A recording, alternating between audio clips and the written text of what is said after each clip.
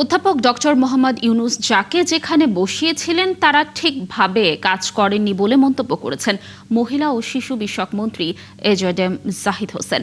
রাজধানীর একটি হোটেলে এক আলোচনায় এ মন্তব্য করেন তিনি বলেন, অন্তর্বর্তী সরকারের হাম প্রতিরোধের সার্বিক প্রস্তুতি পর্যালোচনা করলেই হামের প্রাদুর্ভাবের প্রকৃত কারণ বেরিয়ে আসবে। বর্তমান সরকারের ৪৯ দিনে দেশে হাম ছড়িয়ে যায়নি বলে দাবি করেন মন্ত্রী। পরিবর্তনশীল প্রেক্ষাপটে দেশের সমতা ও ন্যায় বিচার প্রতিষ্ঠায় বাস্তবতা বিষয়ক এ সভায় অংশ নেন প্রধানমন্ত্রীর উপদেষ্টা ডাক্তার জাহিদুর রহমান এবং সাবেক এনসিপি নেত্রী ডাক্তার তসনিম জারা সহ আরও অনেকে।